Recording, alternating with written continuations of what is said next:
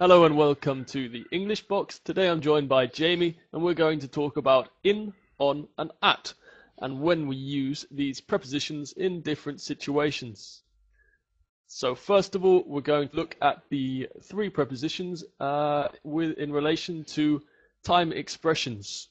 So when do we use in, when do we use on, and when do we use at? So we use in with months, years, and periods of the day. If we look at the example sentences, you can see here we're going on holiday in March. So there's an example of in with a month. I tend to watch a lot of television in the evening, or you can also say in the morning or in the afternoon. And there was a big earthquake in 1986. So here is an example of the preposition in with a year. Moving on, we have the next preposition on. We use on with days and dates. So for example, I play football on Saturdays, meaning every Saturday. I like to relax on Sunday mornings. What are you going to do on Friday? This time we're referring to one specific day. And do you have any meetings on the 4th of July, for example? So we're referring to one specific date. Finally, we have the preposition at.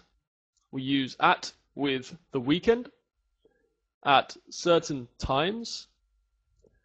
We also say at night and at the moment to mean currently, something that is happening at the time of speaking. So the examples here: I don't work at the weekend. I start work on Monday at 9 o'clock, and I finish work at 5 o'clock, for example. I found Spanish very difficult at the beginning. Rio de Janeiro at night is truly a sight to behold. And I'm working at the moment. If we look at the next slide, you have 6 different sentences. Each of these sentences has one mistake.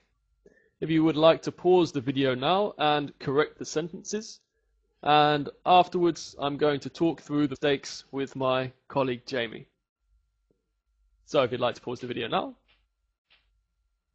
Okay, so let's look at these mistakes. Jamie, can you tell me what the mistake is in the first sentence, please?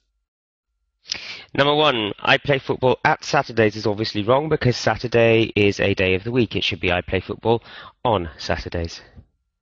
Okay, so put a red line through the at. What about number 2?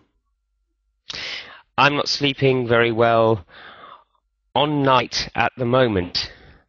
Well, there are one mistake there. I'm not sleeping very well in the night at the moment. In the night. Good. Or during the night. Just to confuse things. In the night. Okay, number 3. I was away on the weekend. Moot point here, really. For our American colleagues, this would be perfectly correct. But as we're both British English speakers, we are going to have to change that, I'm afraid. I was away at the weekend. Okay, good. Number 4. I finish... Number 4 already, yes. I finish work at 5 o'clock at the afternoon. It should be I finish work at 5 o'clock in the afternoon, because the afternoon is a longer period of time. Very good. How about number 5? The best time to visit England is on July. On is only used for days of the week, and July is a month, so we have to use in. Fantastic. And number 6. Do you have any time at the 30th of April? Is completely wrong, because the 30th of April is a specific day for which we use the preposition on. Okay, thank you very much, Jamie. Now we're going to move on to the next slide. We're moving on from prepositions used with time expressions to prepositions of place. So, Jamie, take it away. Can you explain when we use in, on, and at with relation to prepositions of place? Sure. It's been quite some time since I did this last, but a wonderful colleague of mine once pointed this out to me, and so I'm going to do my best here. At, on, in. Thinking about them in terms of place and space as being one-dimensional, two-dimensional, and three-dimensional.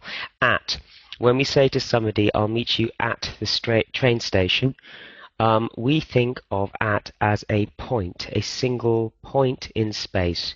It's a one-dimensional point. And in fact, at in terms of time is also a point. It's a very precise point. I'll see you at 3 o'clock. So this is the smallest point. It's one-dimensional. If we think about on in terms of space always represents the relationship between two surfaces. So the book is on the table. There are two surfaces which come into play here. The picture is on the wall.